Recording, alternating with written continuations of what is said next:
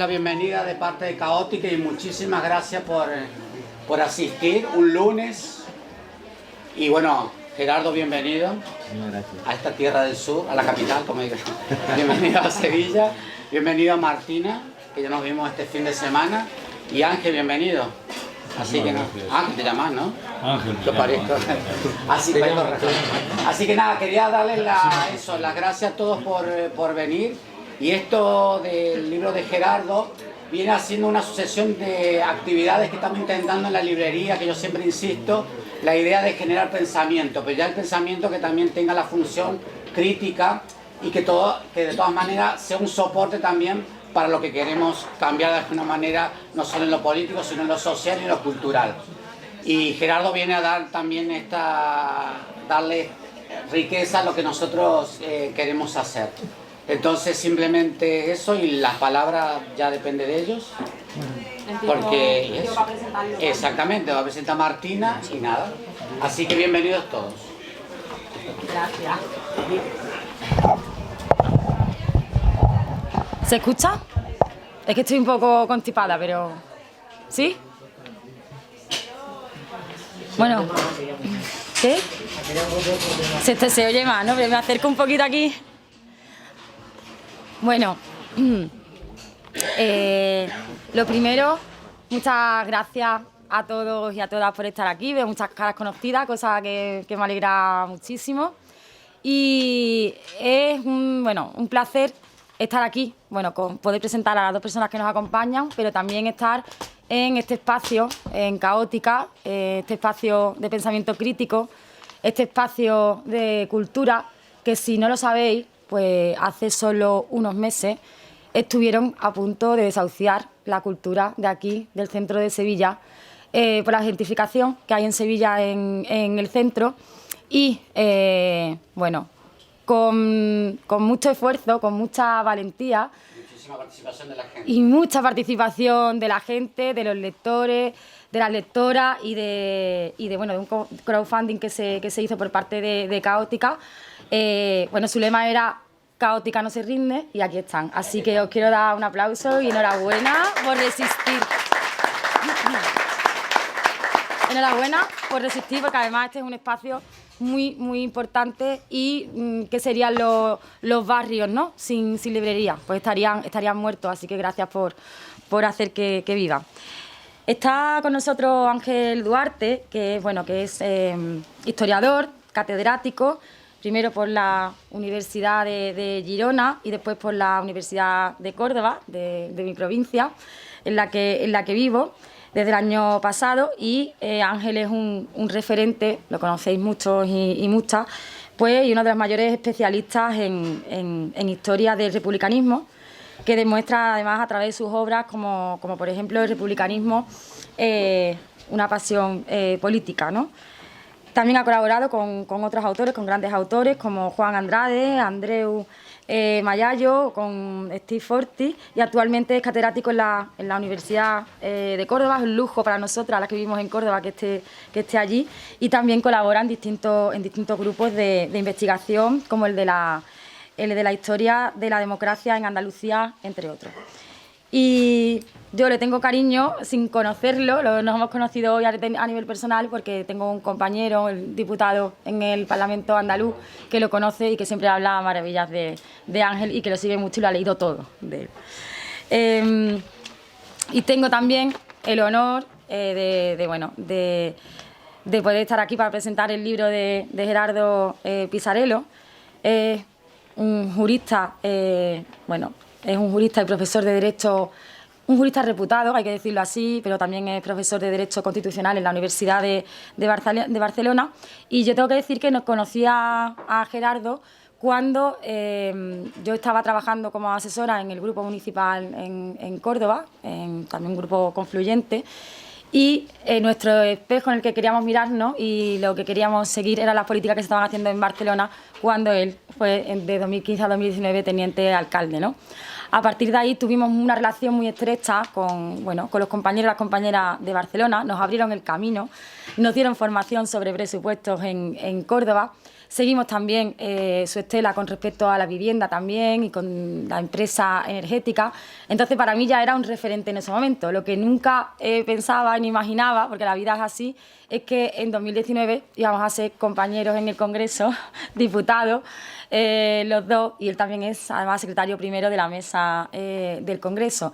Así que, bueno, que toda esa admiración que le tenía y que le teníamos además toda la gente del municipalismo, porque creo que el municipalismo es el eje vertebrador también de la política, ¿no? de lo cercano y del territorio. Toda la admiración que le teníamos, pues luego la he podido comprobar en el Congreso, porque yo creo que Gerardo, que es una persona muy culta y una persona que escribe muy bien, que lo hace defendiéndolo con valentía todos sus argumentos, tiene esa cosa que tienen las personas grandes, ¿no? Y es la humildad y la generosidad con todas nosotras. Así que gracias por estar aquí, Gerardo. Un aplauso para él.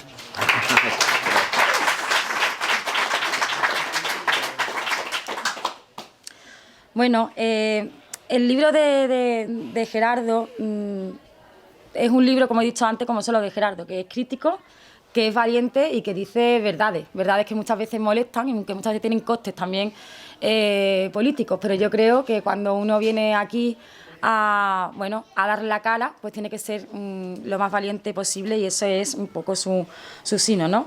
Si se habla de corrupción, si se habla también de cuestionar el proyecto de Estado que tenemos ahora mismo, como digo, tiene un coste. Y es importante, los libros de Gerardo son muy importantes porque nos hacen, sobre todo, reflexionar sobre lo que está pasando, sobre lo que ha pasado y hacia dónde vamos, ¿no? que es importante. También darnos a conocer nuestra historia. Una de las cosas que nos preocupa muchísimo es que hay una gran parte de la población que no conoce la historia de nuestro país. No estoy hablando de la historia de hace siglos, estoy hablando de la historia reciente de nuestro país. Y si el libro, cuando lo lees, remueve, es quizá porque a mí personalmente me remueve. Ahora mismo que hemos aprobado recientemente la ley de memoria democrática, tengo que decir que he sido ponente de esa ley, que ha sido muy complicada sacarla adelante, que hemos tenido muchísimos obstáculos. Y ha sido muy duro también ver cómo esa ola reaccionaria, ¿no?, en contra de una ley de memoria que tenía que haber llegado pues hace mucho tiempo, y hemos llegado muy tarde, y aún así hemos tenido que vivir esa ola reaccionaria por parte de las derechas, de la extrema derecha, que ha intentado paralizarla, pero también, además, ha amenazado con derogarla si entran en el poder. Y yo creo que eso es un insulto para las víctimas, a las que ahora por fin, después de más de 40 años, hemos reconocido como víctimas, y es un insulto también para nuestra democracia. Por eso, ese proyecto de Estado del que estaba hablando, hay una pieza clave, ¿no?, y también es lo que también habla Gerardo de eso durante su libro, y es la permanencia de la restauración borbónica. Y ahora estamos viendo cómo esa pata, con el resto de poder judicial, el poder mediático y los grandes poderes, las élites, que han protegido también a la monarquía, tal y como la conocemos ahora, están reaccionando en contra de los derechos, de las libertades y de la democracia más elemental, que era, como digo, sacar adelante esa ley de memoria democrática. Hemos tenido que llegar, y lo tengo que decir así de claro, nuestro grupo confederal, para hacer justicia, para poder, por fin, todo eso que llevan reclamando tantos años los movimientos memorialistas, poder hacer justicia y poder buscar la verdad, la justicia, la reparación y esas garantías de no repetición. Es un paso importante que en esa tramitación de la ley se han visto muchísimo las costuras que tiene nuestro Estado, ¿no? Tenemos un rey, tenemos una monarquía, que no podemos olvidar de dónde venimos, ¿no?, que lo pone el dictador Francisco Franco, y eso es así, y de aquellos barros estos lodos. Y hasta 40 y pico años después, que es muy duro decirlo, no se ha condenado la dictadura y no se ha ilegalizado la dictadura, como sí que lo hemos hecho ahora con esta ley. Es verdad que ha habido leyes importantes, una de las más importantes también, estamos en Andalucía, fue la ley de memoria democrática de Andalucía, pero cuando no se lleva a práctica, cuando no hay presupuesto y cuando al final ninguno de los gobiernos de Andalucía al final ha tenido bien a aplicarla, pues evidentemente se queda en un papel mojado y no sirve absolutamente para nada. Y voy a recordar una cosa, sin memoria, si perdemos la memoria, que son esos reaccionarios que quieren borrarnos la memoria porque quieren borrar la historia, sin memoria no hay futuro. Y entonces, cuando hablamos de reaccionarios, hablamos de ayer mismo, cuando Feijóo dijo, y además te lo he apuntado por aquí porque es que me parece increíble, ¿no? Y no sabía que 80 años, hace 80 años nuestros abuelos se pelearon, ¿vale? Eso fue ayer, no estamos hablando de... Hace 80 años nuestros abuelos se pelearon. Que con esta ley, hablaba ayer, no se respeta la transición ni tampoco el hecho de que nos hubiésemos dado la mano a través de la Constitución española, ¿no? Eso es el reflejo justamente de lo que estamos hablando de los reaccionarios. Y estábamos hablando, esta mañana tenía una entrevista a Ayuso, estaba justamente, ¿no?, defendiendo la transición al rey y sus bondades, ¿no? Es muy difícil en este país que durante 40 años ha estado silenciado para hablar de la corrupción de Juan Carlos I, que no se ha hablado de esa transición tampoco, ni de esa transición ni cómo fue, pero tampoco de las corruptelas y de también cómo abdica y cómo está en el trono Felipe VI. Y lo que me pregunto todos los días es por qué hay tanto interés en que olvidemos nuestra historia, en que olvidemos nuestro pasado reciente, en que se nos borre la memoria. Creo que está muy claro, ¿no? Y es que dicen que quien no conoce su historia está condenada a repetirle. Y como digo, nos quieren borrar la memoria. En Córdoba, por ejemplo, ya que estoy allí, os voy a contar una anécdota muy rápida.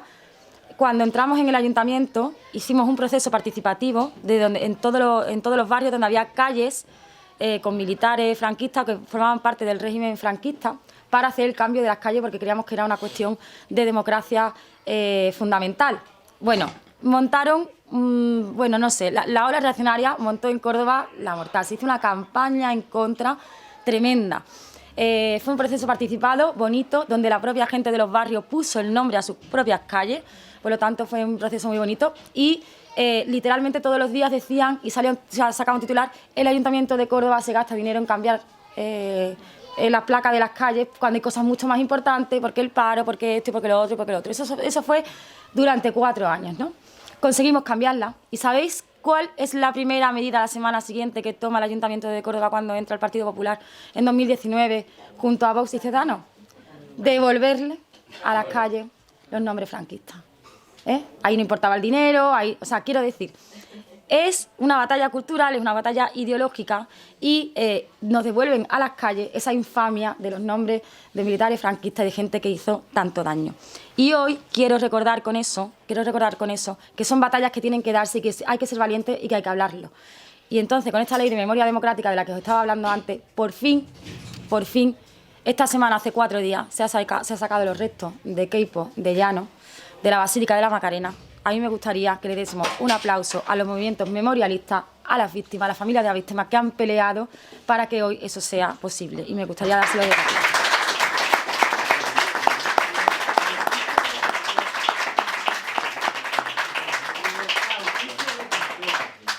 Un redactor de Hoy Diario fue a preguntarle a un hermano de la Macarena, que él mismo se llama Macareno, que estaba allí fuera, pensando que le iba a decir que estaba en contra de que sacase los restos. Y bueno, y el vídeo se ha hecho viral y decía que eso era la dignidad y que eso tenía que haber pasado hace mucho tiempo. Yo recuerdo que incluso el hermano el hijo de Blas Infante también era hermano de la Macarena y que han tenido que estar entrando en la Macarena para poder estar con su Virgen, para poder seguir el paso, para poder ir a rezar, teniendo a un genocida que mató y asesinó ideológicamente.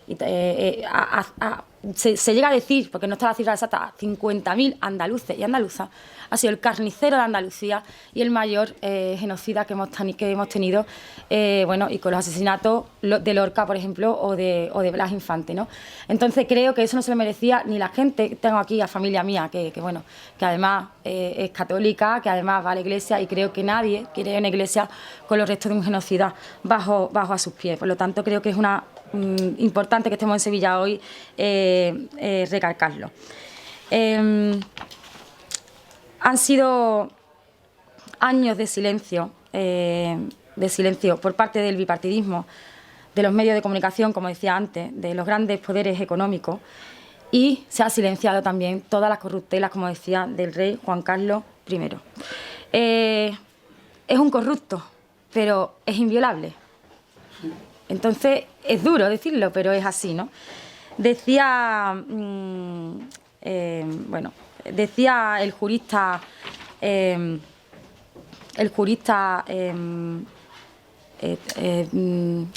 Joaquín Uría, perdón que no me salía ahora mismo, que el rey Juan Carlos I, lo decía así, es un ladrón. Y es magistrado, quiero decir, cuando dice eso lo dice porque sabe que nadie lo va a condenar por decirlo, ¿no? Y es un ladrón porque dice que se ha dedicado a robar, ¿no? Y una de las cosas que hablaba Gerardo en el libro tiene que ver con eso, ¿no? Con la esfera pública y la esfera privada. Y que es que el rey ha utilizado su esfera pública y el hecho de ser rey para poder beneficiarse en la esfera privada y robar millones de euros. Y eso hay que decirlo así de claro. Pero claro, luego llegan jueces y nos dicen que no podemos hacer nada porque el rey es inviolable. Y en esas estamos todavía en nuestra sociedad.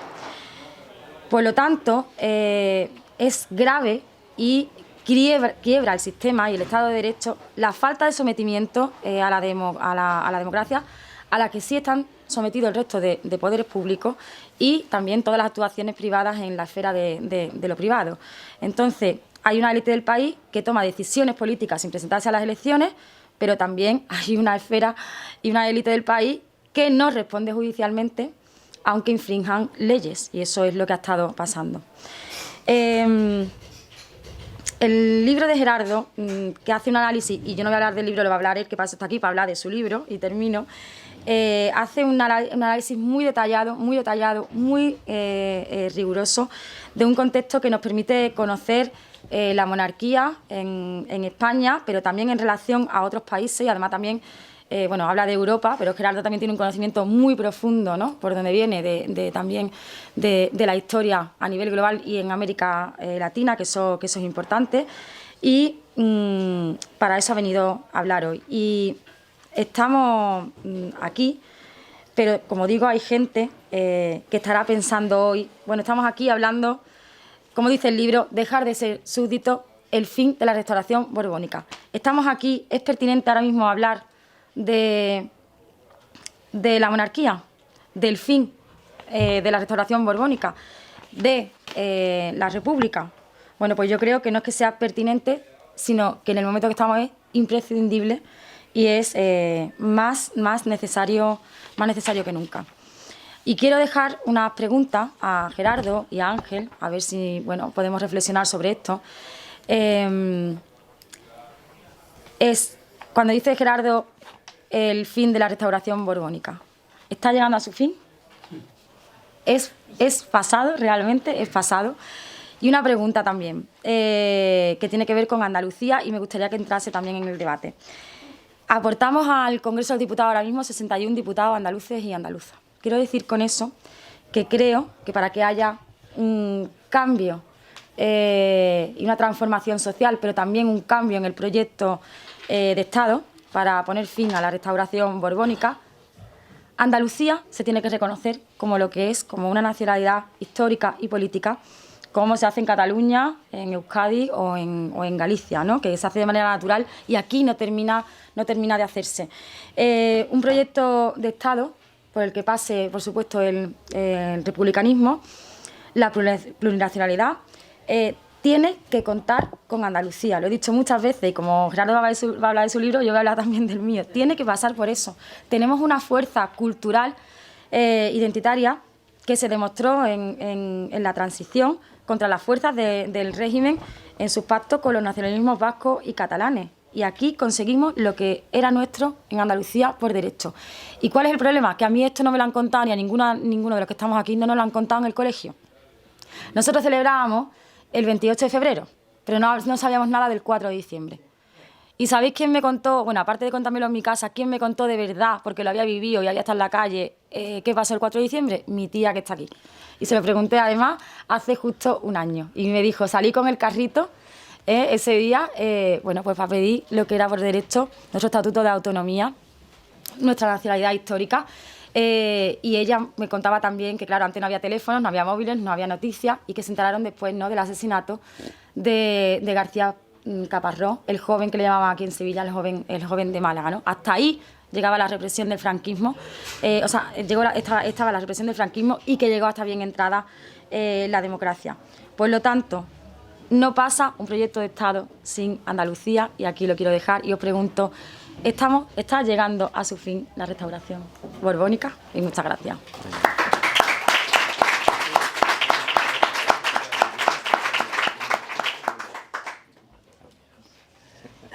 Y ahora va a hablar Ángel.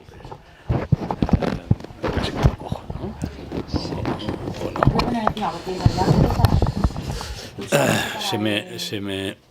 ¿Se me escucha? ¿Sí? Sí, pero no sé allí. Sí, aquí. Sí, si no... Es como si no tuviera el micrófono. Igual. Sí.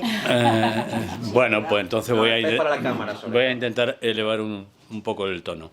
Bueno, en primer lugar, muchas gracias por haber contado conmigo, Juan, Raúl, Martina, por haber pensado en mí para estar junto al amigo Gerardo en la presentación de su libro aquí en Sevilla. Efectivamente, desde hace unos años, desde hace bastantes años vivo en Andalucía.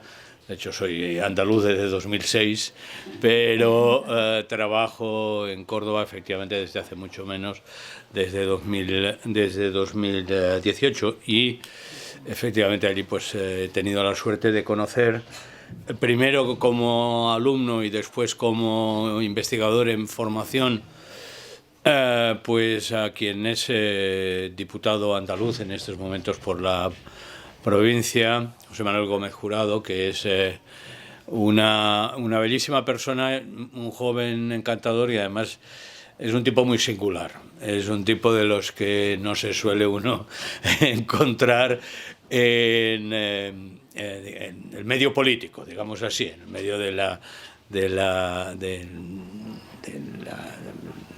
iba a decir de la clase política, eso no existe, ¿no? Digamos, en los ambientes de intervención política. A mí presentar el libro, digamos, acabaré respondiendo a tus preguntas. Soy del género pesimista, suerte que después cierra Gerardo, es decir, esto está bien pensado y bien compensado, pero digamos mi intervención era una intervención, o será una intervención digamos mucho más académica. Formalmente, este libro, ¿qué aporta? Bueno, este es un libro, es una reflexión profunda, es un libro de intervención desde el saber, es un libro de propuesta política y de acercarse a las circunstancias en las que nos encontramos, desde un ejercicio en el tiempo largo y en el tiempo más reciente de la contemporaneidad, de qué han sido, en qué han consistido los ideales republicanos. Ideales fundamentalmente de carácter emancipador, de la constitución de un demos abierto a la participación, a la responsabilidad de una ciudadanía de alta intensidad. Él además tiene el detalle, viniendo yo de la cultura política que procedo, probablemente liberador, de recuperar un adjetivo, un término, el de libertario, para hablar de estos proyectos que,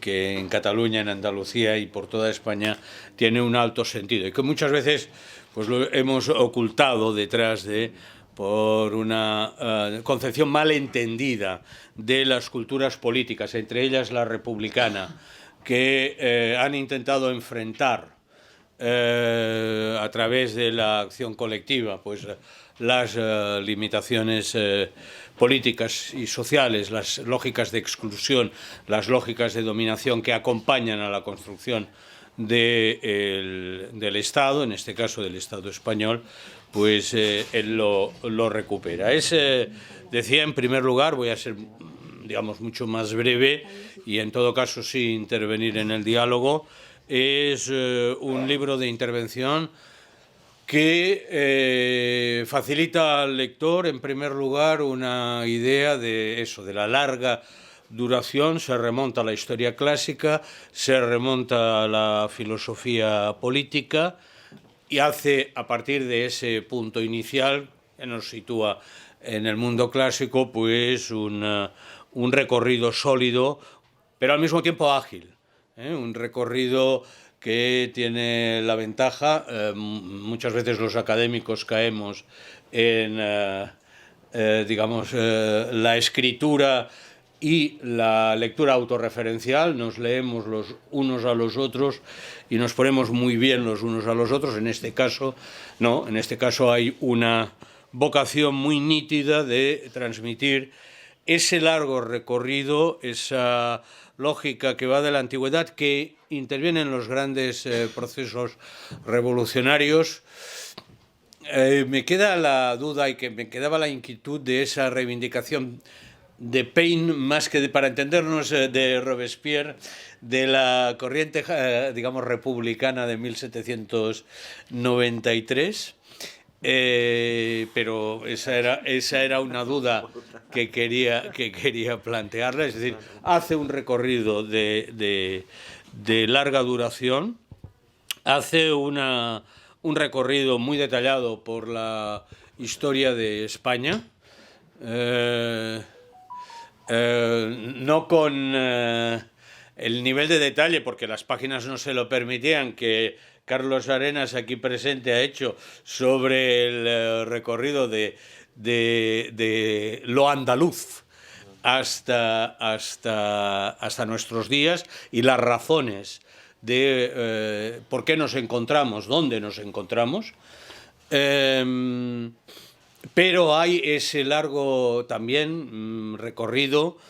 Cuando digo largo siempre me quedo con la incógnita, no se aburrirán, es largo, no es ágil, es dinámico, es un contraste constante entre un juego de información precisa y los datos que remiten, por un lado, a qué es una monarquía, qué han sido las monarquías en España, cómo han sido un eje vertebrador de los poderes y articulador de los poderes en el conjunto de España, y se detiene, lógicamente, con aquellos dos momentos, con aquellas dos circunstancias históricas concretas, breves, azarosas, en las que la democratización, es decir, la ampliación del sujeto político y la participación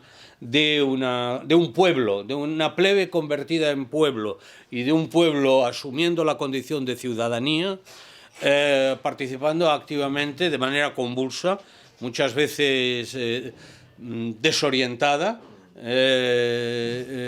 porque en buena medida la democracia también es eso, es la existencia de un punto de desorientación en el que se pueda discutir absolutamente todo y por tanto poner en cuestión verdades que nos han sido dadas. Analiza con gran detalle la Primera República, la Segunda República, ese momento en el siglo XIX en el que parece que la sociedad española se sitúa en la punta de lanza de la transformación hacia un escenario de democracia política y de reforma social, que en realidad son dos conceptos que aparecen estrechamente asociados, y ocurre otro tanto con la Segunda República. Muy curiosamente, son momentos en los que, entre comillas, quienes se sienten amenazados, e intuimos quiénes son, apelan a un concepto que acaba siendo un concepto recurrente en las sociedades contemporáneas. No es privativo de la española, un concepto que yo no sé los juristas cómo cómo lo definirían, porque me da la impresión de que no es un concepto conceptual, sino que es una noción funcional, que es el concepto de orden público, que es el concepto de disciplina social puesta en cuestión por, digamos, precisamente esa presencia inesperada, esa presencia, ahora me va a salir una catalanada, subtada, esa presencia, esa irrupción en el escenario público del sujeto pueblo. Gerardo sabe bien que en el republicanismo español conviven diversas lógicas, que hay una lógica más plebeya y otra más patricia, y que buena parte de esa lógica patricia suele plegarse también con cierta facilidad a, digamos, la trompetería del riesgo, del orden público y de la crisis social cuando entienden que hay una amenaza al concepto liberal, burgués de propiedad, o cuando hay una amenaza cierta a la propia, al propio Estado-nación, ¿no? A la propia unidad nacional, tal y como se ha ido construyendo en el fondo como un proceso para, digamos, ordenar en un determinado sentido, y ahí sí que la palabra orden tiene todo el sentido del mundo, ¿no? Posteriormente pasa la historia de la transición, que es lo que nos ocupa y que finalmente acaba probablemente motivando ese largo recorrido que Gerardo Pisarello, en el que Gerardo Pisarello nos ha llevado de la mano, que es el problema de la naturaleza de la transición democrática en España en los años centrales de la década de 1970. Muchos de ustedes, muchos de vosotras y vosotros habréis sido, Martina no, pero algunos de los del público sí, que fuimos actores más o menos relevantes, o en todo caso espectadores muy atentos, partícipes de ese proceso. Un proceso sobre el que yo tengo, digamos, una visión no tan crítica, y me explicaré. Como una ventana de oportunidad. En realidad, la historia de la transición, acaso también sea culpa de, pero no nos vamos a poner judeocristianos, de la escultura política de la que procedo, pero sí que fue un ejercicio en el que determinadas conquistas democráticas vinieron acompañadas de múltiples renuncias y sobre todo la asunción de un terreno de juego determinado. Ese terreno de juego tenía yo creo, y ahí puede haber algunas dificultades, de acuerdo pleno, pero tenía posibilidades reales de convertirse en un terreno de juego en el que hubiese sido posible desplegar una mayor ambición en el ámbito de las conquistas sociales, en el ámbito del derecho al trabajo, en el ámbito de la reorganización política y territorial del Estado, y que algunas de esas posibilidades, por renuncias propias y por acotaciones que nos vinieron dadas, pues no fueron exploradas. Y al no ser exploradas, fácilmente fueron revertidas. Yo creo que en la última década en los últimos años de la década de los 70, las posibilidades democratizadoras eran remarcables. Perdimos la oportunidad y vinieron después oleadas desdemocratizadoras de distinto cariz y de distinta naturaleza, que vinieron a recomponer pues situaciones de dominación, de exclusión, de limitación de posibilidades de avance en la conquista de derechos. En cualquier caso, el terreno de juego está ahí y admite, como admite pues, la movilización popular en determinados momentos, introducir fisuras en lo que parecen ser muros muy sólidos, ¿no?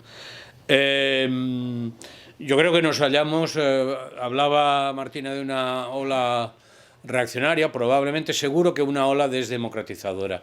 Es decir, que una ola en la que se nos está intentando,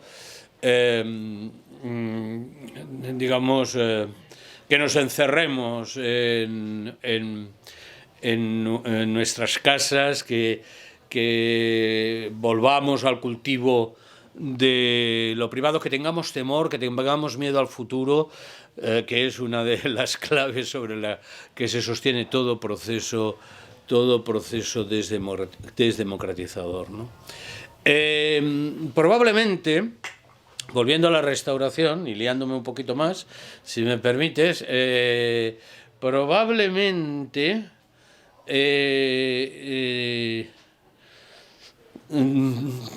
uno de los grandes éxitos, entre comillas, del franquismo fue el intentar cortar, el conducir al exilio ese árbol republicano que empieza a plantarse a finales del siglo XVIII, principios del siglo XIX, en las luchas contra el absolutismo, en las luchas del primer liberalismo, del liberalismo revolucionario, del liberalismo que todavía no ha caído en el doctrinarismo, en el moderantismo, y que después tiene continuidad pues, en la Primera República, en Maragall, efectivamente, pero también en los años de la Segunda República, entre la Primera y la Segunda República durante la Restauración, convirtiéndose en uno de los espacios de referencia, de contestación a lo existente y de intentar pergeñar alguna salida que permita la recuperación de la soberanía por parte de ese pueblo español, soberanía que estaría detentada, era la terminología de la época, en el régimen de la Restauración por unos pocos, ¿no? Uno de los grandes éxitos, entre comillas, del franquismo, no me entiendan mal, cuando hablo de éxito, es precisamente el hecho de, mediante una brutal guerra civil, posteriormente la represión y el mantenimiento o la elaboración de consensos a partir de otros valores, el haber roto, el haber diluido, el mantener en la oscuridad, si se quiere, no sé exactamente, ese hilo republicano popular, ese hilo republicano democrático que había ido tejiéndose a lo largo de la contemporaneidad, ¿no? Probablemente esa fue una de las razones por las que en última instancia también, pues, en fin, las corrientes democráticas más avanzadas en los años de la Restauración, la izquierda transformadora, pues acaso no dispuso de ese capital de valores, de experiencias, de ideas, de historia, de memoria, que había ido acumulando. Bueno, todo eso figura en el trabajo de Gerardo, un trabajo creo que de obligada lectura, y figura otra cosa, y ahí acabo y enlazo con la pregunta de Martina. ¿Está la Restauración que acaba o no se acaba? Yo hablo más bien de reinstauración borbónica, porque era lo que en su momento sostuvo el Generalísimo, ¿no? No lo sé, no sabría qué contestarte. Ahí, digamos, cuando el sexenio democrático hubo un progresista, demócrata, radical, pero monárquico, porque entendía que formaba parte de la constitución del país el hecho o la condición de constituirse como reino, que se llamaba Manuel Ruiz Zorrilla, que no procedía exactamente de la democracia federal o del republicanismo federal, que en algún momento cayó del caballo, y cayó del caballo con una expresión muy conocida, con los Borbones jamás, con los Borbones jamás. Es decir, la capacidad que tienen los Borbones para desengañar al conjunto de la ciudadanía e incluso a aquellos que en algún momento han colaborado con ellos para intentar avanzar en un régimen de democracia liberal contenida en sus formas, pues no sé, tienen como una querencia, ¿no? No sé si es mi última esperanza, no lo sé. La otra es pues hacer lo que estamos haciendo, que es reconstruir mediante estos libros, mediante la labor parlamentaria, mediante las iniciativas de ley que intentan introducir pues eso, fisuras en lo que no deja de ser un muro que aparentemente es muy sólido, pero en fin, hemos tenido experiencia de que muros muy sólidos han caído, reyes muy altos han caído. Yo no sé si la restauración monárquica va a tener futuro o no lo va a tener. En todo caso, yo estoy aquí, es decir, que confío en que sea posible revertir esa desdemocratización a la que aludía y que un ejercicio de profundización democrática contribuya, junto probablemente con Corina, que me comentabas antes de entrar, contribuya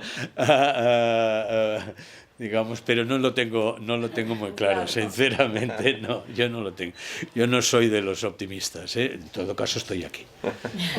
Muchas gracias.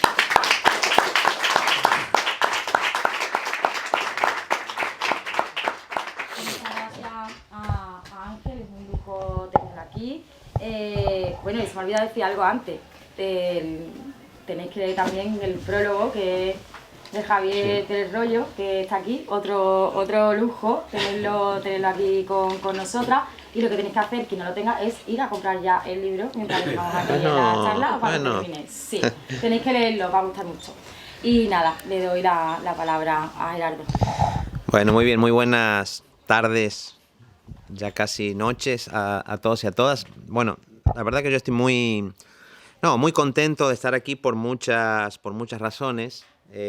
Como recordaba ahora Martina, me tocó de manera inesperada, ¿no? Como son casi todos los movimientos republicanos, ser durante 4 años vicealcalde de la ciudad de Barcelona, pero llevo algunos años ya en el Congreso, en Madrid, ejerciendo en parte de lo que yo llamo un diputado republicano de ultramar, ¿no? Como aquellos que en los tiempos de Cádiz, bueno, le recordaban a la monarquía, ¿no? Que se reconocía el trato como iguales a aquellos pueblos que comenzaban a levantarse, ¿no? Sobre todo a instancias de lo que había ocurrido en el trienio liberal con Riego, o si no, pues acabarían marchando.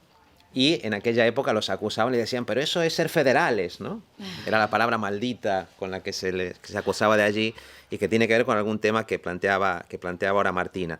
Pero bueno, como diputado de ultramar, estoy muy contento de que este acto se produzca pues aquí en Caótica, donde también hay, digamos, una huella argentina en la propia librería. Agradecido mucho a Joaquín, a Raúl, a la gente que ha hecho posible que se haga este acto. Me gusta lo de Caótica porque tiene que ver con lo que comentaba ahora Ángel, ¿no? El momento de aparente, donde se pone todo en discusión, el caos que precede a la creación de un orden nuevo. No puede haber orden nuevo si no hay ese momento de participación y de agitación social donde todo se pone en cuestión. Así que estoy contento de estar en una librería con ese nombre republicano, y que necesitaremos mucho de eso para que el republicanismo se abra paso, ¿no? También estoy aquí, no solo como diputado de ultramar, sino como nieto de andaluces. Bueno, lo explico siempre, mis 2 abuelos eran granadinos. Mi abuelo fue un republicano en el exilio que siempre guardó, yo lo tengo ahora, su carné de Republicano en el exilio, firmado por don José Giral, lo tenía en su exilio argentino. A mí me tocó pues convertirme, viví durante un tiempo en Madrid, pero luego fui, igual que Ángel es un andaluz por adopción, pues yo fui catalán por adopción durante un tiempo. Pero me gusta mucho eso porque considero, sin ánimo, digamos que eso parezca una preferencia de ningún tipo, pero que creo que en la tradición republicana peninsular, el republicanismo catalán y el andaluz siempre tuvieron un papel muy importante. En los mapas de los movimientos republicanos, es muy importante mirar cómo se comportan Cataluña y Andalucía. Y cuando Cataluña y Andalucía van de la mano, es cuando se abre... Aquí hay amigos, exactamente, hay amigos. Cuando Cataluña y Andalucía consiguen ir de la mano, ¿no? Son momentos, digamos, en los que el republicanismo democrático tiene una posibilidad de abrirse camino. Fue así, efectivamente, en la Primera República, de manera clarísima, en la Segunda República de manera un poco más compleja, pero me gusta estar aquí con Martina, que es una compañera a la que admiro mucho por el trabajo que hace como una tribuna republicana de la tradición del republicanismo plebeyo y democrático, con valentía, con contundencia. Le he visto batallar a la ley de memoria histórica y muchas otras cosas. Y me gusta mucho también que esté aquí Ángel Duarte, porque creo que él representa mejor que nadie esa tradición republicana catalana que se traslada a Andalucía y consigue que se imbriquen esas tradiciones republicanas que a mi juicio son enormemente fecundas, ¿no? Y de las que hay mucho que esperar. Y por eso yo creo que también hay un intento siempre por parte del régimen por tener Andalucía y Cataluña enfrentadas entre sí. Porque saben la potencialidad que tiene, eso lo vio muy claramente Blas Infante, ¿no? Cuando hablaba de los separadores. Ellos son los separadores y separan precisamente porque hay una especie de pánico en todas esas fuerzas económicas, financieras, militares, etcétera, etcétera, que están alrededor de la monarquía, de que se pueda producir ese encuentro, ¿no? El libro que está aquí en realidad es, digamos, no es un libro que responda a un proyecto de estudio sosegado que alguien pueda haber hecho desde el mundo académico. Me hubiera gustado en parte que fuera así, pero no. Tengo que reconocer que es el producto, Sobtat diría aquí también en alguna medida, es el producto de una pasión republicana, que es la de la indignación. Yo en un momento dado pues estaba en el Congreso,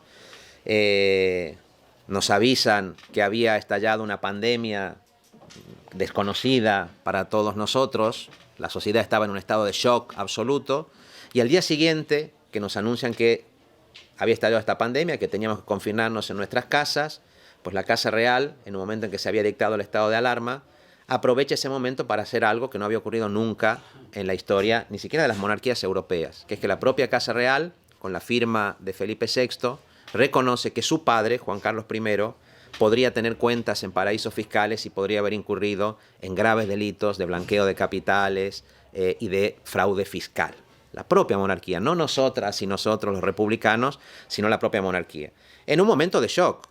Posiblemente algunos de los que están aquí, algunas de las que están aquí, conocen un libro de Naomi Klein que se llama La doctrina del shock, que básicamente lo que viene a decir es que si uno quiere cambiar de manera más o menos estructural las conductas de una sociedad, pues tiene que aprovechar esos momentos, ¿no? Una situación de grave crisis económica, una situación de una grave enfermedad en el que la sociedad está totalmente desconcertada y paralizada, para hacer lo que no se podría hacer en otras condiciones. Claro, cuando esto ocurre, mi primera reacción, digamos, de indignación, que yo creo que era compartida con muchísima gente, que salíamos a los balcones, ¿no? Con unas cacerolas, porque era lo único que podíamos hacer, a condenar lo que estaba ocurriendo, es intentar, pues, poner eso por escrito, ¿no? Y cuando intento poner eso por escrito, pues recurro a dos materiales que para mí eran muy importantes en ese momento. Uno, muy central, son los artículos que Javier Pérez Royo venía escribiendo en ese momento. Javier Pérez Royo, para muchos de nosotros, yo soy profesor de Derecho Constitucional en Barcelona, fue una inspiración constante, no solamente por las cosas que decía, por la inteligencia de sus análisis, sino por el compromiso, ¿no? Yo creo que eso no es habitual, no fue habitual en el mundo de los constitucionalistas, y en ese sentido Javier marcó un camino, ¿no? una generación que luchó en la transición por conseguir que la transición fuera, la transformación democrática fuera lo más lejos posible, pero que en este nuevo ciclo acompañó la movilización también de las generaciones más jóvenes, y que cuando se produjo, digamos, cuando se abrió esta crisis de la monarquía en unos términos que no se producían desde la propia transición con Juan Carlos, porque lo que ocurrió en marzo de 2020 seguramente lo que hace es dinamitar el juancarlismo como tal. Podríamos discutir muchas cosas. El fin del juancarlismo, una cosa es el fin de la restauración borbónica y de la monarquía. El fin del juancarlismo creo que es indiscutible. Sí. Se produce en ese momento y yo la verdad que me beneficié mucho de las reflexiones de Javier Pérez Royo en ese sentido, y luego el propio Javier tuvo la generosidad de escribir un prólogo al libro, pero en buena medida, digamos, gracias a los grandes maestros también pudimos aprovechar para procesar esa indignación y colocarla en su lugar, ¿no? Para decir algunas cosas, por ejemplo, ¿no? Que nos llamaban mucho la atención. Cuando se produjo eso, nuestra primera reacción en el Congreso fue decir, bueno, estamos confinados, pero algo tenemos que poder hacer. No ya digo solamente un grupo parlamentario como el nuestro, porque una cosa que hay que tener presente también para, digamos, agregar elementos para el optimismo es que hoy en el Congreso de los Diputados puede haber una sesentena, casi 60 o 65 diputados y diputadas que se reconocen como republicanos y republicanas, ¿no? Eso explica, por ejemplo, que se hayan presentado ya más de una docena de peticiones de comisiones de investigación sobre las actuaciones de Juan Carlos, todas rechazadas por Vox, el Partido Popular y el Partido Socialista, que es una pieza clave, digamos, en esto, pero más de 12 peticiones de comisiones de investigación. Y todas vienen con la firma de grupos que representan, ya digo, entre 60 y 65 aproximadamente diputados y diputadas. Ya no son las voces solitarias que se escuchaban hace algunos años, que aparecía, ¿no?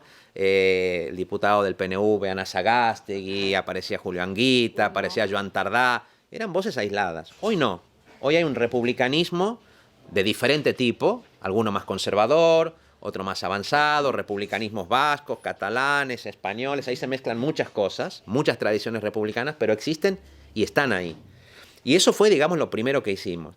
Y la primera conclusión a la que llegamos fue una cosa que también el propio Javier Pérez Royo advirtió de manera muy aguda y muy sagaz, y es esa constatación de que por más que lo diga la Constitución española, no vivimos en una monarquía parlamentaria, ¿no? Es más, quizá no haya existido nunca en España una monarquía parlamentaria en el sentido pleno del término. Es posible que el juancarlismo durante algún tiempo haya funcionado con una fachada de monarquía parlamentaria. Digo una fachada porque funcionaba sobre la idea de que el rey se inhibía de una intervención política activa en muchos temas a partir del golpe del 23F, pero la otra cara de eso era una especie de carta blanca para que en la esfera privada pues Juan Carlos pudiera llevar adelante negocios privados, etcétera, etcétera, que nunca se hubieran permitido, ¿no? Incluso actuaciones que luego vimos que podían ser constitutivas de delitos, que hubieran sido, digamos, impensables si la monarquía realmente hubiera sido una monarquía parlamentaria, ¿no? Esa fue como la primera conclusión. Y claro, luego la pregunta a la que uno le asaltaba era ¿y por qué no hay una monarquía parlamentaria, ¿no? ¿Por qué no hay una monarquía parlamentaria? Y las razones son muchas.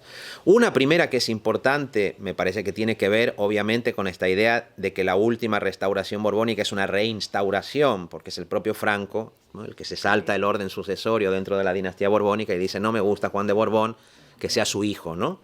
Y por lo tanto es el vínculo muy claro que tanto Juan Carlos I como Felipe VI tienen con el franquismo. Hay un hilo no roto con el franquismo que hace a la monarquía española una monarquía singular en el conjunto de monarquías europeas, ¿no? A veces cuando decimos, ¿cuál es el problema de la monarquía? Si hay monarquía ¿no? Hay monarquía en el Reino Unido, hay monarquía en Noruega, y son monarquías que conviven con sistemas de democracia más o menos avanzados. Bueno, una de las diferencias es que esas monarquías, al menos, tuvieron que ser monarquías antifascistas, porque fueron países que fueron enemigos en la guerra del nazismo, del fascismo, y esos reyes tuvieron que pronunciarse de manera abierta contra esos regímenes. La monarquía española es diferente. Ese vínculo con el franquismo impide ese tipo de acciones. De hecho, lo estamos viendo ahora, ¿no? Hace poco creo que Pedro Sánchez presidió un acto sobre memoria democrática en el que se habló de lo que significa la ley de memoria, y es impensable que la Casa Real diga algo a favor de estas cuestiones, ¿no? Porque hay un tema tabú para la Casa Real, que es apuntar a cualquier tipo de iniciativa que pueda suponer un cuestionamiento del franquismo y de lo que el franquismo supuso. Pero obviamente, la primera conclusión, una vez que uno convierte esa indignación, esa pasión republicana en una pasión razonada, dice, bueno, ya, pero esto no comienza con Juan Carlos. Esto no es solamente la deriva de un señor que cuando se hizo mayor, ¿no? Se hizo aficionado a cazar elefantes indefensos, a hacer, en fin, ¿no? Negocios de todo tipo e incluso a poner, como se dice, con muchas declaraciones, ¿no? Que tiene una máquina de contar billetes, que tenía una máquina de contar billetes en la propia zarzuela, ¿no? Dos máquinas, exacto, bueno, siempre Javier, la precisión, exacto, dos máquinas, ¿no? Exacto, es verdad. Exacto. Ah, o sea que es acreditado. Sí. Opinable ya. Sí. Pero bueno, la cuestión es esa, ¿no? Que uno... Entonces, lo primero que advierte una vez que se produce eso, y aquí viene el papel de la historia, ¿no? Entonces, aquí es cuando uno dice, bueno, pero vamos hacia atrás. Es muy diferente Juan Carlos I en eso que lo que era su abuelo Alfonso XIII. Entonces, no. Entonces, y si vamos a Alfonso XII, bueno, un poco menos que Alfonso XIII, pero también, ¿no? Y si vamos a Isabel II, y si vamos a Cristina de Borbón. Entonces, uno en esa regresión histórica llega a una primera conclusión provisional, y es que aquí hay un problema con una dinastía. Aquí hay un problema con los Borbones. Esta es una primera conclusión, ¿no? Es una primera conclusión. Es decir, que estamos ante un tipo de dinastía que influyó y que se ahormó a una forma de funcionamiento económica, política, militar, eclesiástica que existía en España y que contribuyó a apuntalarla, ¿no? Porque lo que vemos con mucha claridad es que la cuestión de la monarquía es que efectivamente la monarquía es, como dice Javier, es el tapón, ¿no? Debajo del cual hay una serie de intereses financieros, económicos, militares, eclesiásticos, culturales, etcétera, etcétera, del cual la monarquía es la argamasa, ¿no? Es lo que mantiene unido eso. Por eso cuando en los momentos republicanos se quita el tapón, los republicanos y republicanas se encuentran con la bestia de cara, ya sin la mediación de la monarquía, que es un gran problema de los procesos republicanos. Uno quita la monarquía, pero no desaparece el partido terrateniente financiero, que hoy es el partido inmobiliario financiero, en buena medida, que es el que impide, por ejemplo, que se apruebe una ley de vivienda a la altura de los tiempos, ¿no? No desaparecen esos actores, la clase rentista, la clase del rentismo financiero, que fue, digamos, el puntal de la monarquía, española, desde, y ahora voy a decirlo, pero yo creo que en realidad desde el tiempo de la conquista. Ahora llego ahí. Porque claro, el problema, digamos, hay un problema que son los Borbones. Eso no quiere decir que antes de los Borbones no hubiera problemas, ¿no? En los Austrias también encontraríamos problemas. Lo que pasa es que los Austrias fueron más hábiles, al menos, eso los catalanes lo ven sobre todo de manera muy clara, ¿no? Para reconocer la pluralidad de reinos que existía y la pluralidad, pues, de costumbres, de lengua. Los austrias fueron más cuidadosos con eso. Fueron terribles en otro sentido, pero eso al menos lo entendieron, ¿no? Pero el problema ya viene de atrás. Y yo aquí, de manera, ya digo, no reflexionada con la profundidad quizás que lo hubiera hecho si hubiera tenido tiempo y no la urgencia de tener que pronunciarme, creo que eso se remonta al tipo de colonización y de conquista que se produce en América, ¿no? Porque el origen, ahora lo digo de manera muy, muy simplificada, pero para que nos entendamos, esa idea de esa oligarquía financiera, que es todavía la que en buena medida representa una parte del IBEX y apuntar a la monarquía y es apuntalada por la monarquía, que se basa en un modelo económico fundado no tanto en la industrialización, ¿no?, sino en el dinero fácil, eso viene de 1492, ¿no?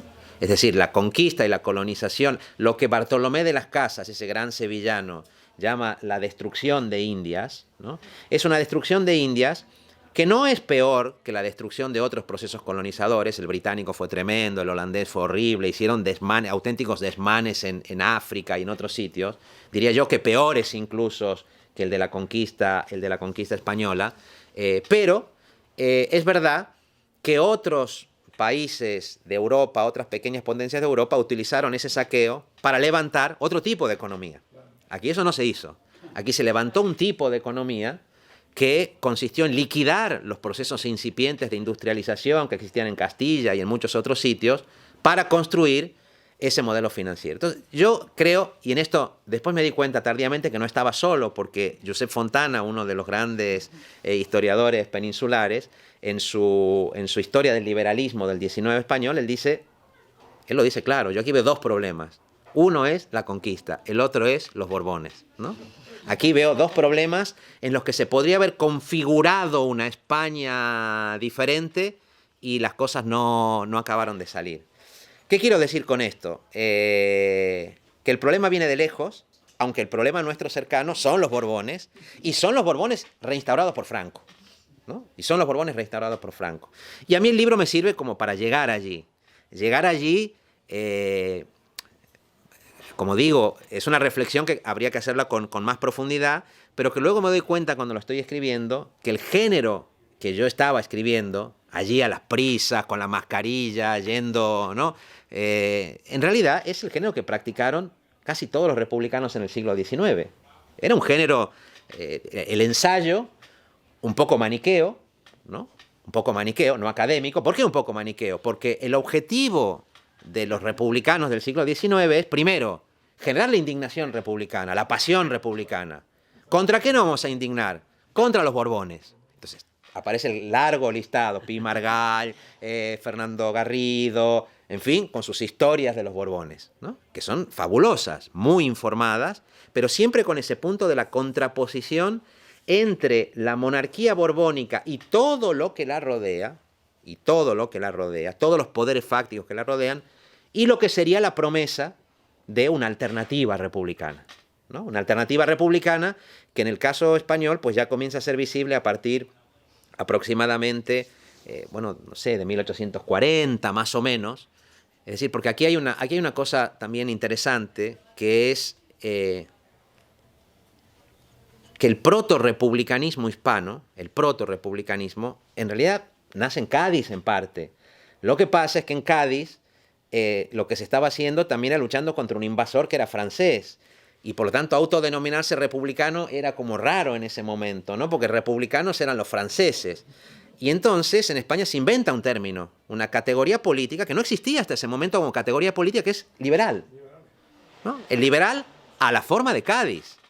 Que a veces uno piensa que había liberalismo político en Europa antes de eso, y no había liberalismo político en Europa antes de eso. Adam Smith no se calificaba a sí mismo de liberal, ni Locke. En la historia de los conceptos, el liberalismo político es una invención gaditana, que yo creo que en buena medida tiene que ver con eso de no podemos decirnos republicanos todavía. Claro.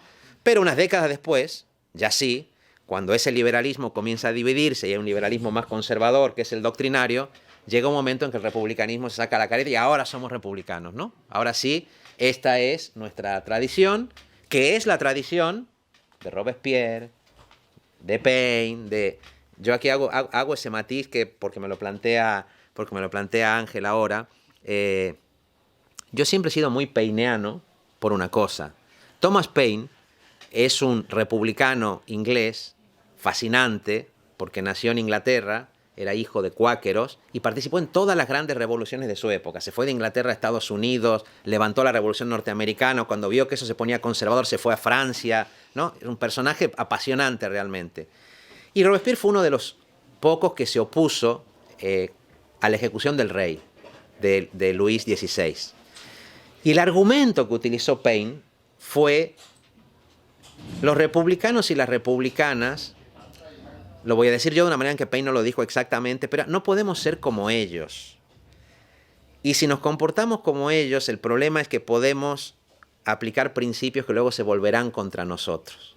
Paine pensaba que la ejecución del rey afectaría al proceso revolucionario y se acabaría volviendo en contra suyo. Algo de eso puede haber pasado. No quiere decir que otros republicanos no lo tuvieran presente, ¿no?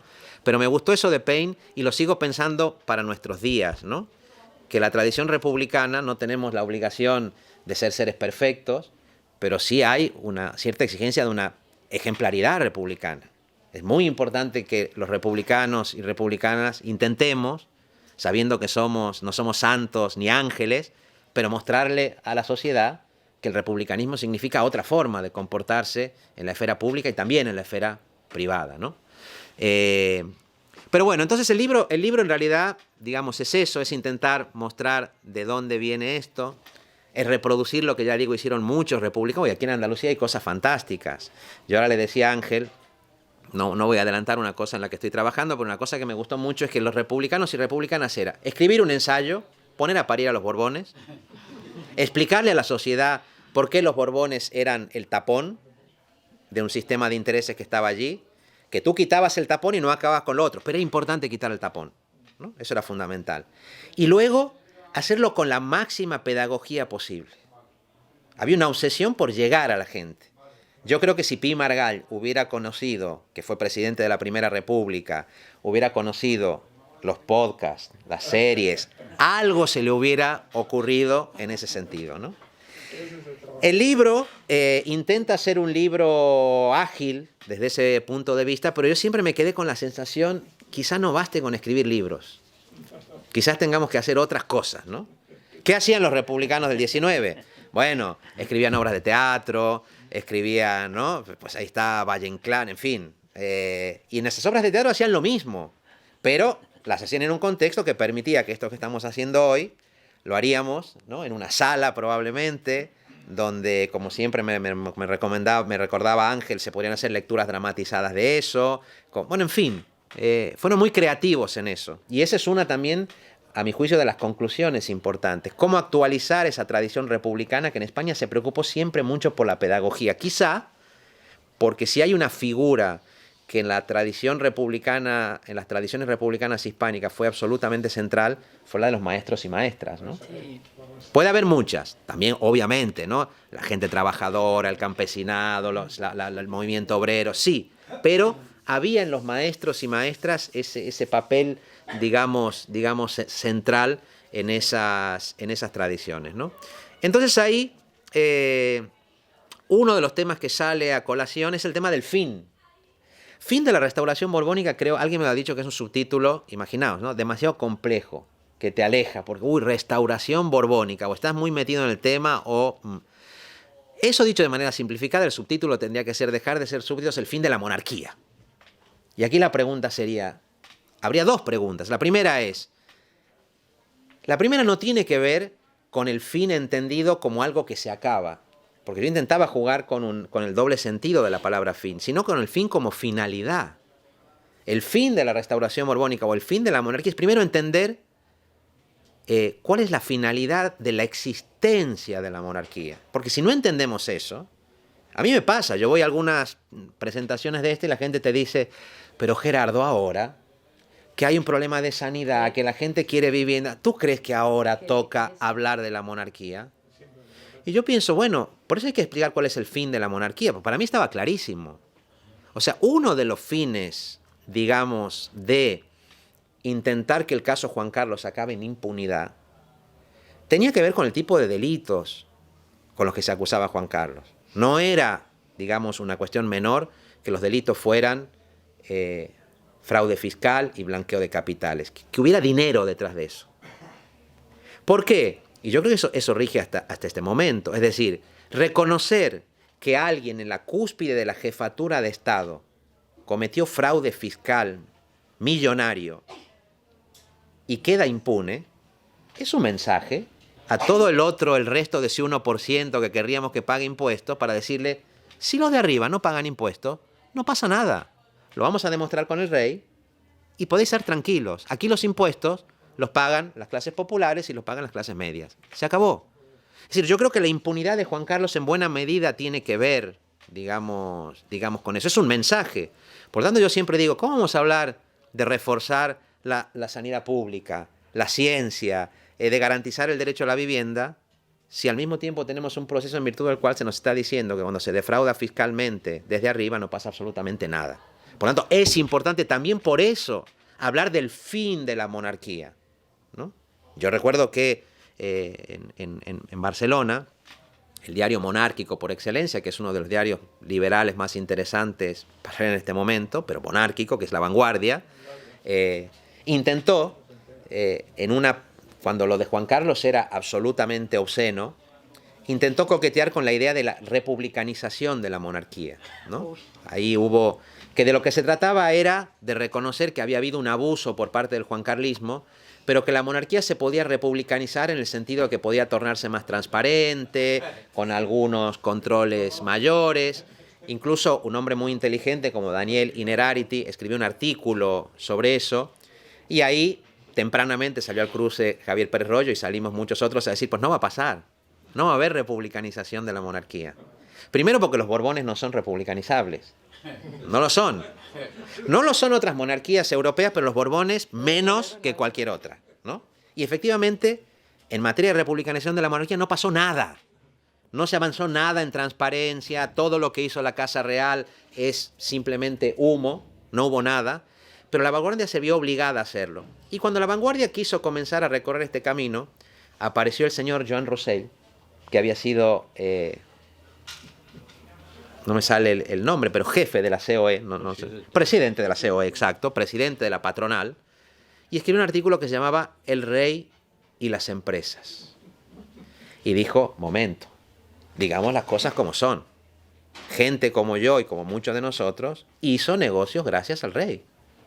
El rey nos acompañaba cuando habría que abrir negocios en lugares que no era fácil abrirlos, por ejemplo, en las dictaduras saudíes, que no respetaban ningún tipo de derecho, en fin, de ningún tipo, pero en las que es bueno hacer negocios precisamente porque no hay derecho a la sindicalización, no hay de ningún tipo.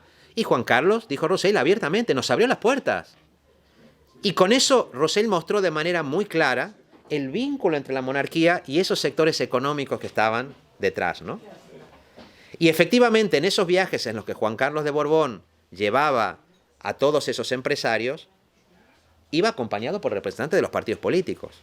Yo siempre me pregunto, ¿por qué en la mesa del Congreso se bloquea la posibilidad de abrir comisiones de investigación sobre Juan Carlos? Una es porque la señora Ana Pastor del Partido Popular, que es una señora agradable, mucho más moderada en sus formas al menos que muchos de sus compañeros de partido, aparece en todas las fotos con Juan Carlos, sentado con los jefes, con los hermanos saudíes de Juan Carlos I, ¿no? Por lo tanto, yo creo que el tema de explicar el fin, ¿para qué sirve la monarquía? Y para qué sirve concretamente en España, es muy importante. Es muy importante. Porque la monarquía es la que apuntala todo eso. Una democracia de baja intensidad, que fue la que se consolidó después del 23F de 1981. El rey nos salvó, esto podría ser peor. Aceptar, por lo tanto, una democracia de baja intensidad. Que se acabe el debate territorial. Ya los vascos y los catalanes aprobaron sus estatutos, resolvimos lo de Andalucía de aquella manera, pero que esto no siga, ¿eh? No sea que la palabra federalismo vuelva a aparecer o que aparezcan otras palabras que son prohibidas. Eso se acabó, ¿no? Se acabó una democracia que pida, pues, aumento de los salarios, ¿no? A partir de ahora, pues, aceptar unos límites. Hay una economía de mercado en la que hay que, ¿no? Los trabajadores tienen que autolimitarse. Eso fue, digamos, lo que supuso la configuración del juancarlismo después de la operación del 23F, ¿no? Una operación que no sé si habéis visto ahora, porque ya digo, todas las esperanzas de los republicanos están puestos ahora en Corina, y están puestos incluso en estos señores de Altres Media, ¿no? Que acaban de hacer esta salvar al rey, ¿no? Unos señores conservadores que ponen ese dinero ahí, seguramente para dejar mal a Juan Carlos y sugerir que Felipe VI es mejor, pero donde aparecen unos señores que en ese momento estaban en los servicios de inteligencia, que en relación con el 23F dicen, el rey lo sabía todo. El rey estaba al tanto y lo único que el rey decía era, dádmelo hecho. Si me lo dais hecho, yo doy el visto bueno. Como no se lo dieron hecho, como Armada se peleó con Tejero, en fin, a último momento dijo, bueno, quizá hay que cambiar el guión, porque no me lo han dado lo hecho que me lo tendrían que haber dado. Pero eso está reconocido de manera abierta ya, ¿no? Y eso fue, digamos, entonces, la finalidad de la monarquía es esa. ¿Felipe VI cambió eso? Yo creo que no. Felipe VI decide, digamos, inaugurar en buena medida su papel como rey, entre otras cosas, con el discurso del 3 de octubre en Cataluña, donde está probado que ni Rajoy estaba de acuerdo con aquel discurso, que Pedro Sánchez le dijo, pronuncie la palabra diálogo, diga algo que aparezca que le habla a toda Cataluña y no solo a una parte. Y él escogió no hacerlo, él escogió actuar como el rey soldado, ¿no? Como el rey soldado, con lo cual... Y haciendo política. Exacto, interviniendo de manera claramente política, y que fue lo que siguió haciendo luego, de una manera muy distinta a su padre. Y aquí también quiero decir una cosa.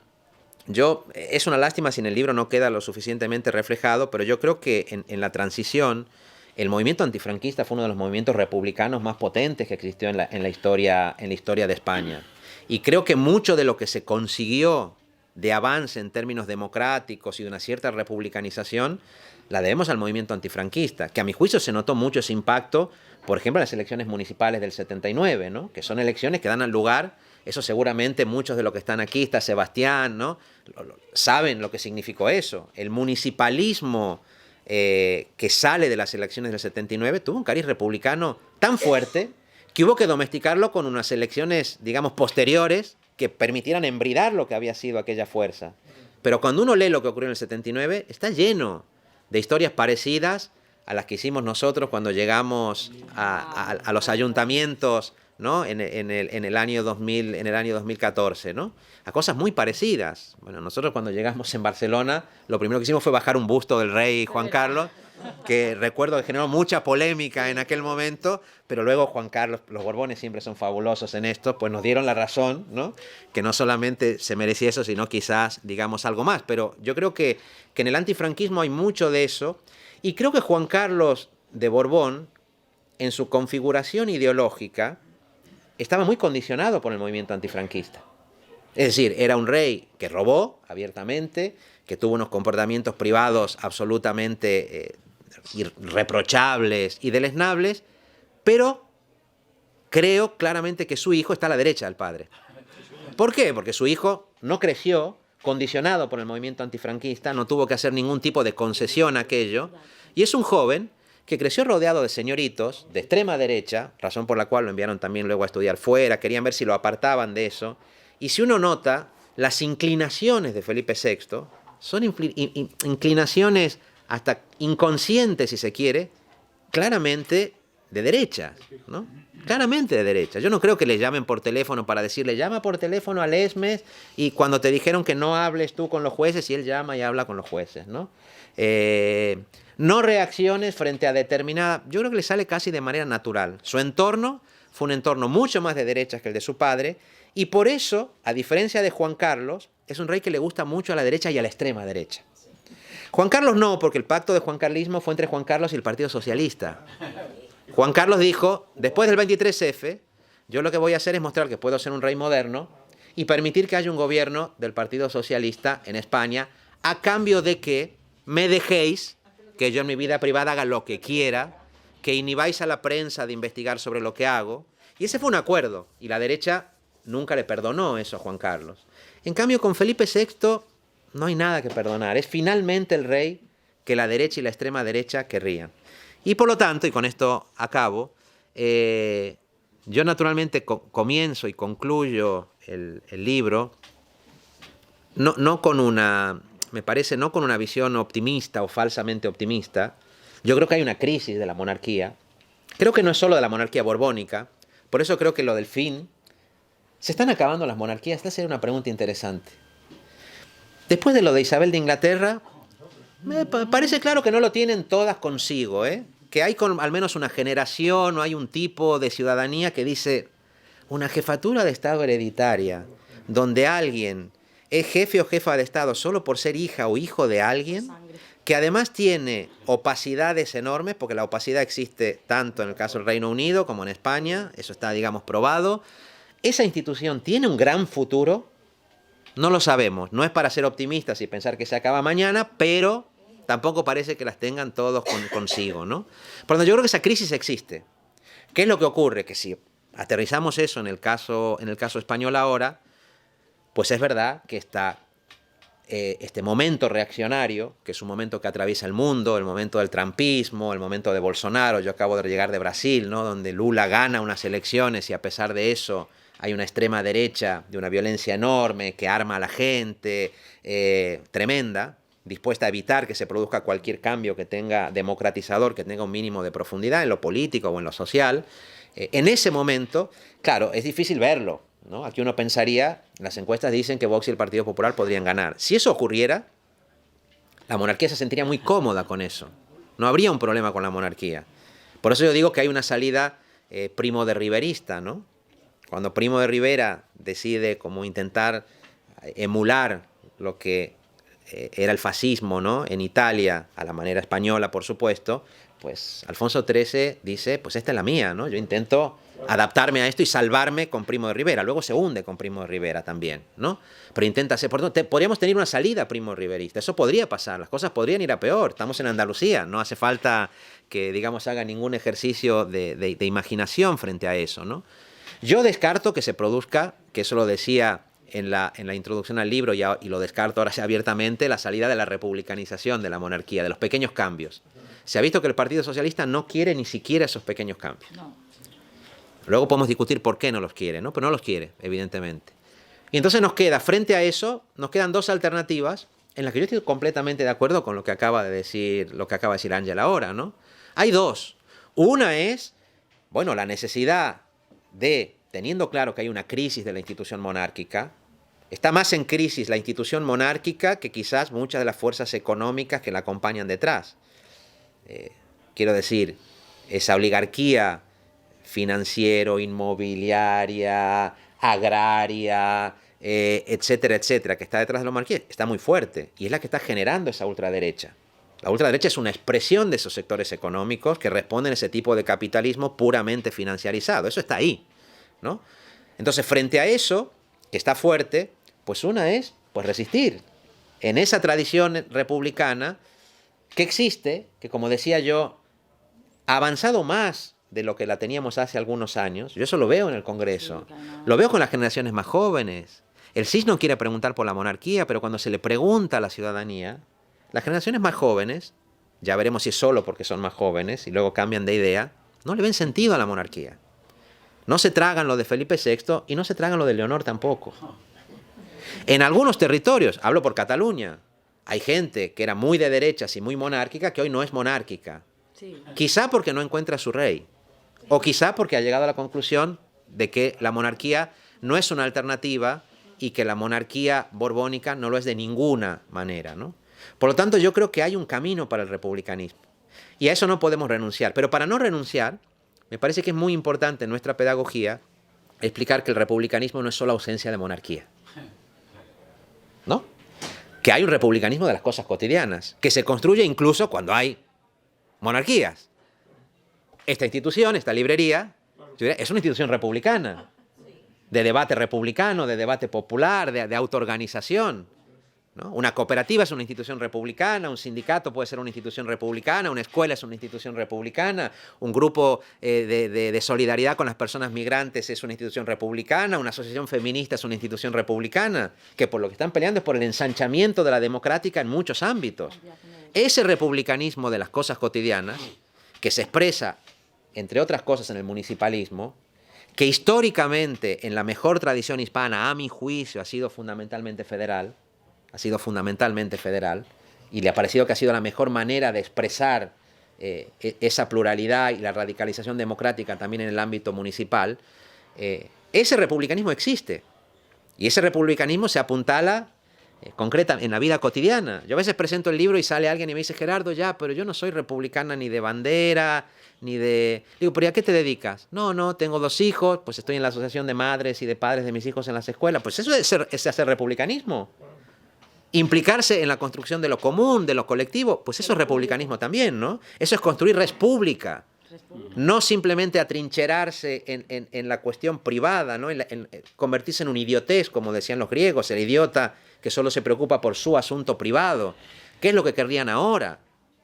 ¿No? Esa cosa aspiracional. Ten tu cuenta de Instagram, tu cuenta, porque eres tú, tu foto, tu selfie. Bueno, el republicanismo es no es una negación de las tecnologías, al contrario, pero es construir eso de una manera cooperativa, de una manera colectiva. Y mostrar que la plataforma de afectados por la hipoteca, el sindicato de inquilinas, son organizaciones republicanas. Tal es así que son la gran oposición a la fuerza en este momento antirrepublicana por excelencia, que es este poder, como decía antes, financiero, económico, financiero, inmobiliario, que es el que siempre ha apuntalado a la reacción, ¿no?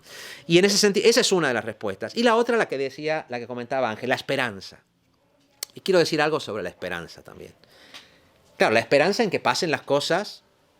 Hay diferentes formas de interpretar la esperanza. Hay una negativa, a mi juicio. La esperanza entendida como la espera pasiva. Nos sentemos en el sofá de nuestra casa a ver si un día llega una república. Eso es una mala manera. La república no va a llegar porque nosotras y nosotros nos sentemos en el sofá de casa. Pero luego está la esperanza, entendida como esa idea de que mientras trabajamos por construir ese mundo por el que peleamos, en nuestros lugares de trabajo, como médicas, como enfermeras, como trabajadoras como cajera en un súper, en fin, como lo que sea, mientras hacemos eso, no dejamos de pensar en que a veces lo imposible es algo que tarda un poco más en volverse posible. Porque ocurrió así en el pasado y porque puede ocurrir en el futuro. Yo, igual que decía que, digamos, el trabajo de Javier para mí fue muy importante para escribir este libro, debo reconocer fue enormemente importante todo lo que aprendí de Ángel, se lo digo a él. El mejor libro, a mi juicio, que se ha escrito lo que significa el republicanismo como pasión política, pues es lo que escribió él. Y ahí uno ve que en el caso de España, cuando irrumpieron las alternativas republicanas, no se las esperaba exactamente en ese momento. La primera república llegó y nadie se imaginaba que un pobre rey que no era Borbón, por primera vez encontraba uno que no era Borbón, que era Amadeo de Saboya. Claro, no era Borbón, pero llegó aquí y no lo querían ni los monárquicos ni los republicanos, obviamente. Este hombre un día dijo, estoy harto, me voy. Y de pronto los republicanos y republicanas dijeron, ¿ahora? ¿Toca ahora entonces? No sé si estamos preparados para esto o no, ¿no? Y llegó. En 1931, cuando se producen las elecciones del 12 de abril, no se sabía qué iba a pasar.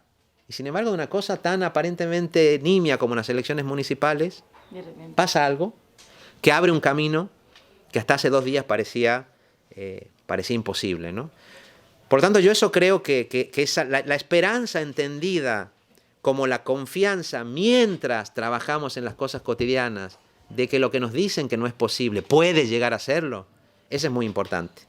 Y por eso yo cierro el libro con una frase similar a esto, de Benito Pérez Galdós, que en uno de sus episodios, bueno, el libro me obligó a leer a Pérez Galdós, que también es una cosa que ya solamente por eso uno tiene que estar agradecido de haber podido hacer este tipo de cosas, ¿no? Y Pérez Galdós, en uno de sus episodios, dice algo así como, uno de sus personajes dice, la historia no es un ser muerto, la historia es un ser vivo, que a veces repite, a veces reproduce, pero a veces innova.